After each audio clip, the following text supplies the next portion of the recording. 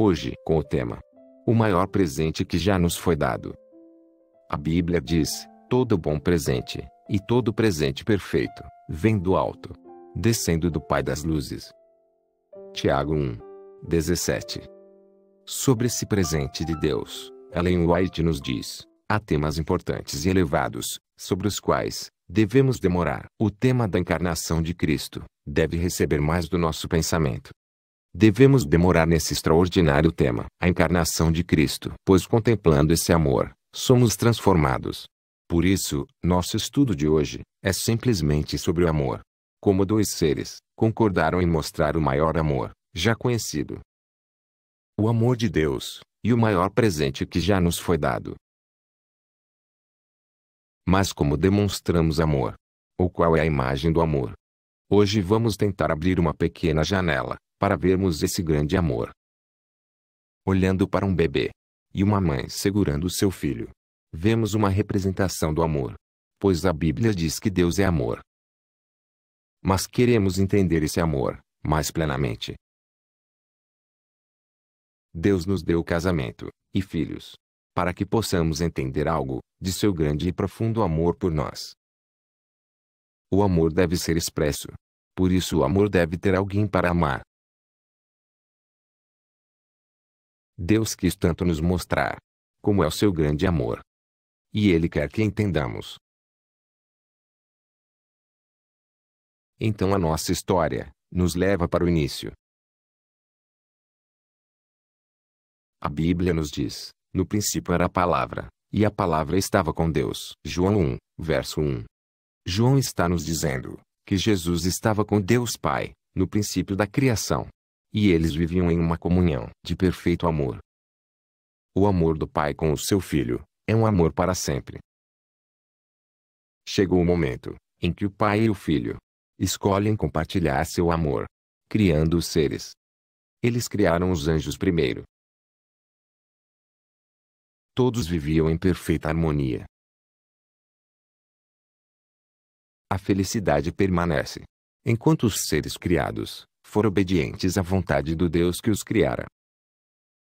E se alguns decidissem desobedecer, a felicidade acabaria para sempre.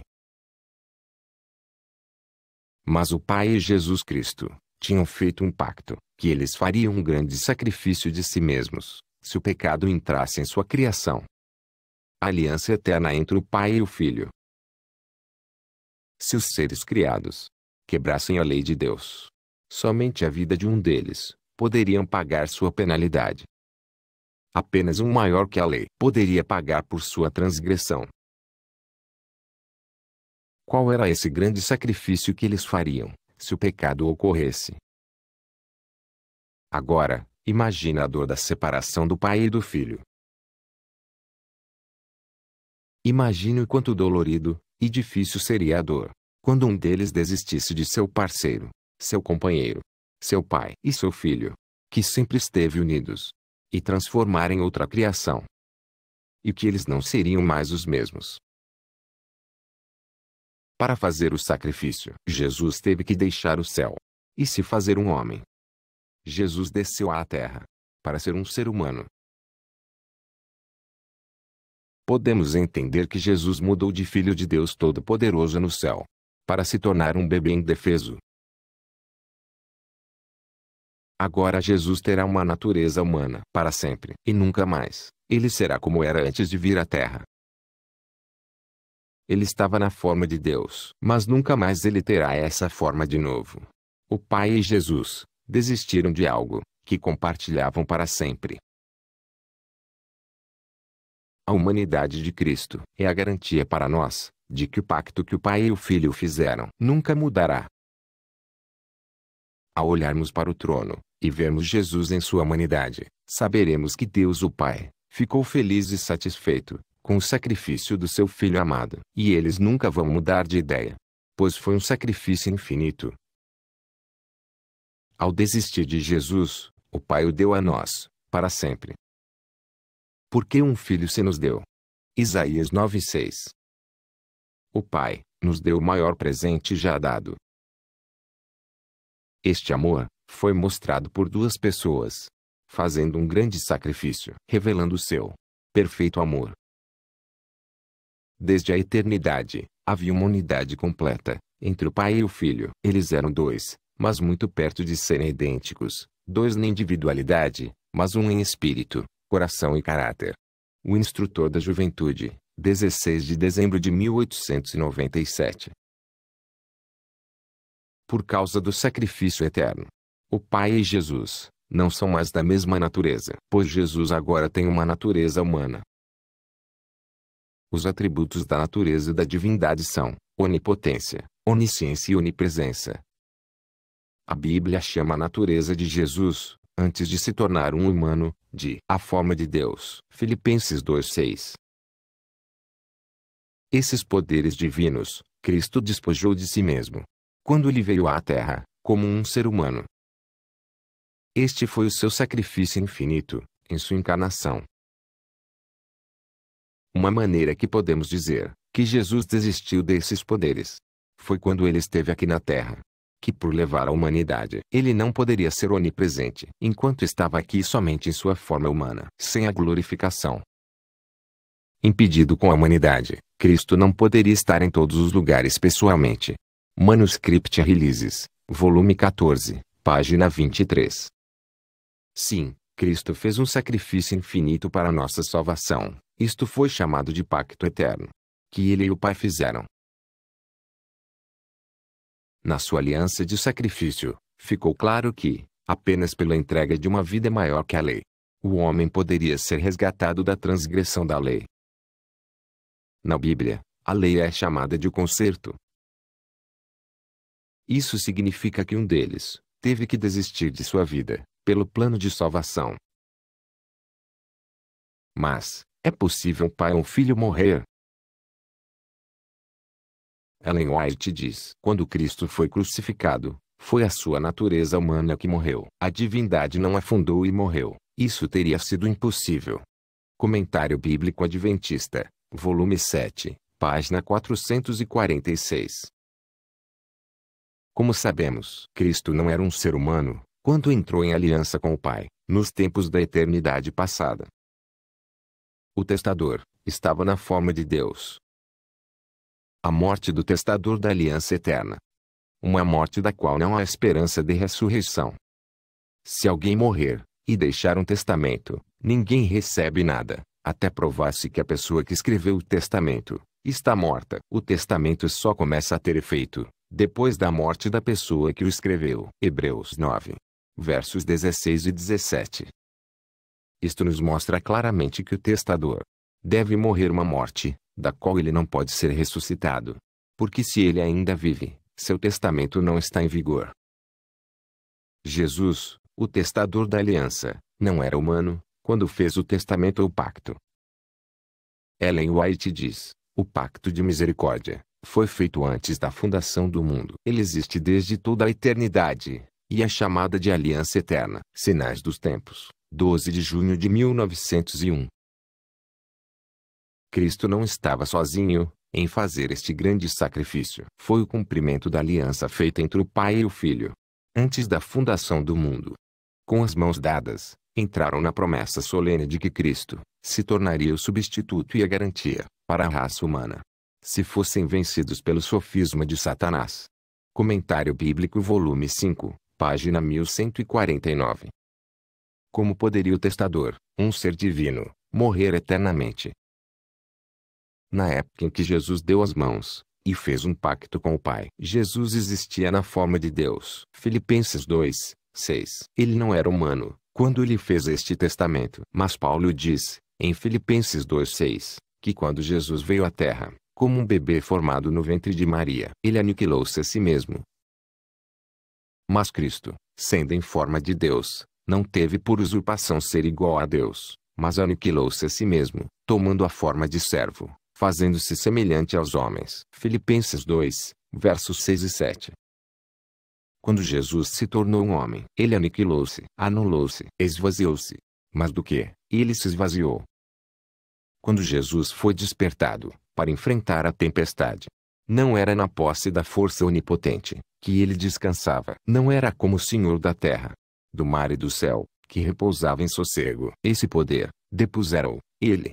E diz: Eu não posso de mim mesmo fazer coisa alguma. João 5:30. Confiava no poder de seu Pai. Foi pela fé, no amor e cuidado de Deus, que Jesus repousou. E o poder que impôs silêncio à tempestade. Foi o poder de Deus. O desejado de todas as nações. Página 336.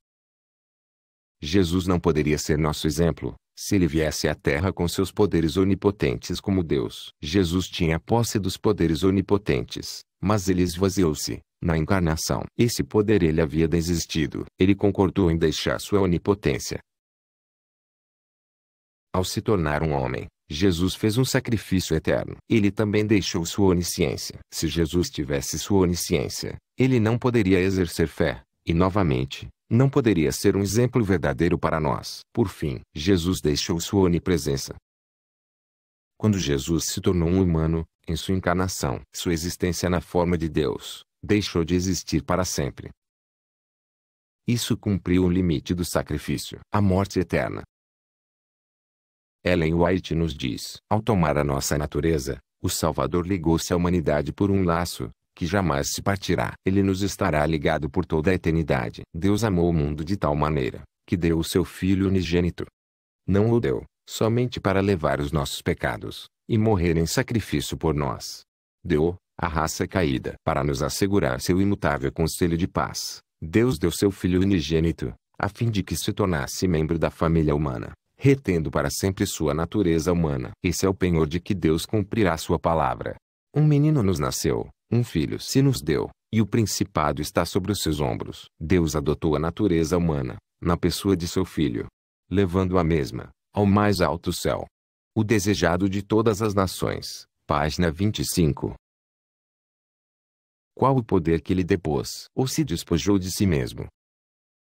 Ellen White nos diz: ele se despojou da forma de Deus e, em seu lugar, tomou a forma de homem. Deixou de lado a sua glória, e, por nós, tornou-se pobre, para que, pela sua pobreza, fôssemos ricos. Manuscript Releases, volume 17, página 339. Jesus, na forma de Deus, deixou de existir para sempre. Ele depôs sua forma de Deus para sempre.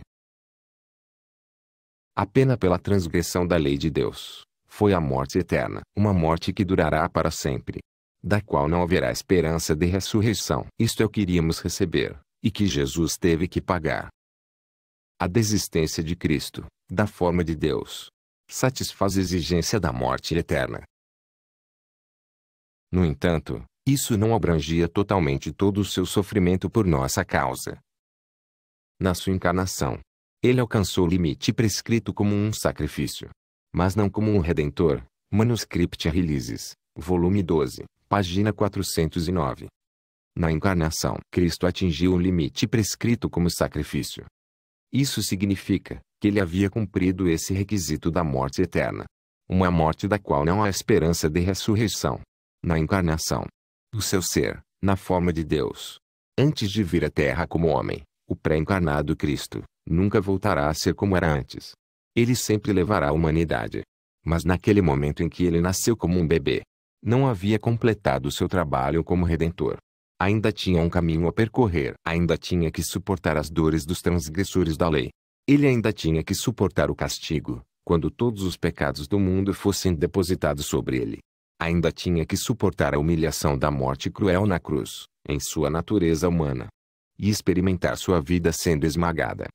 Todas essas coisas, o pecador sem Cristo deverá sofrer no dia do julgamento. O pecador que não for salvo, deverá sofrer todas essas coisas, que Cristo teve que suportar para pagar nossa penalidade, incluindo uma morte eterna, que a Bíblia chama no livro de Apocalipse, de a segunda morte. Uma morte da qual não há esperança de ressurreição. Seu ser, na forma de Deus, o Cristo pré-encarnado, nunca mais será ressuscitado, pois agora, ele sempre levará a humanidade. Mas ele não completou seu trabalho como redentor, no momento em que nasceu. Jesus morreu para sempre, para aquela forma de Deus, que ele tinha como Filho de Deus. Esse foi um sacrifício máximo.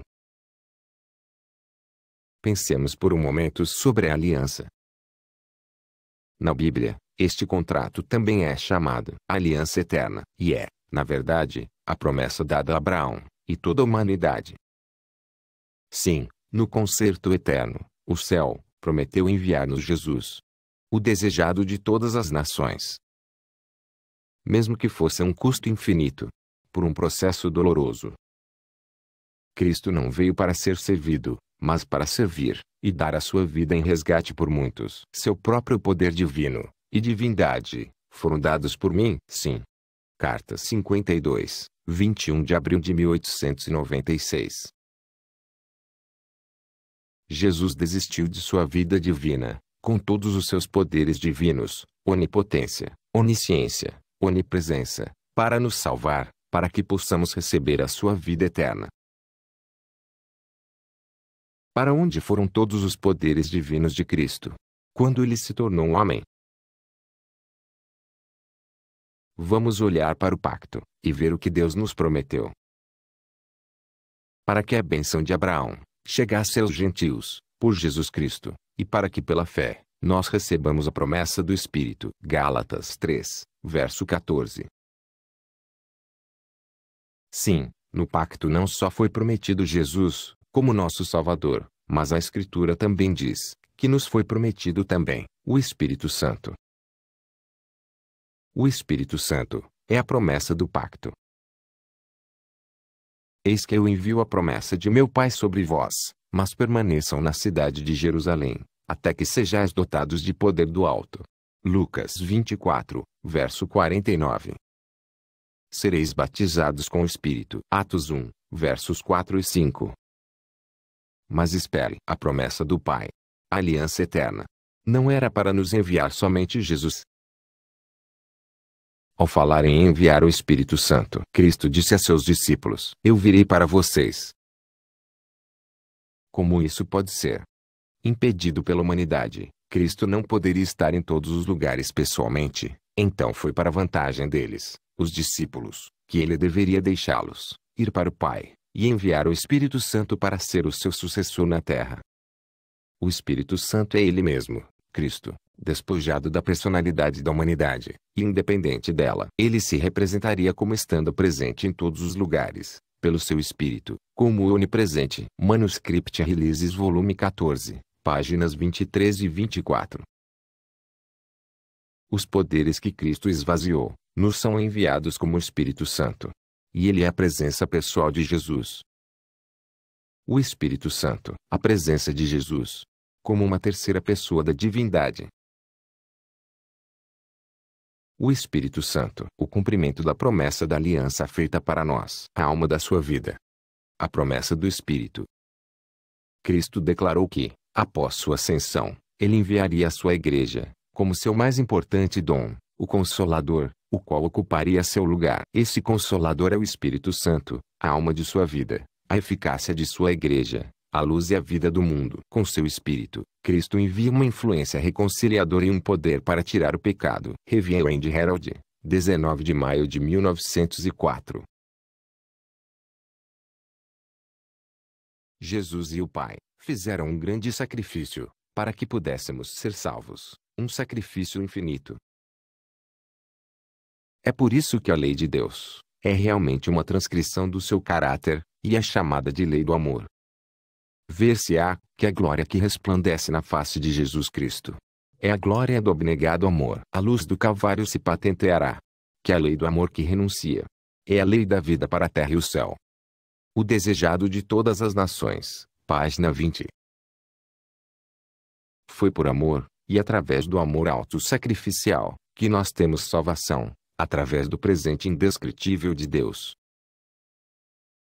O Espírito Santo, a alma da sua vida, de Jesus. O maior presente já dado.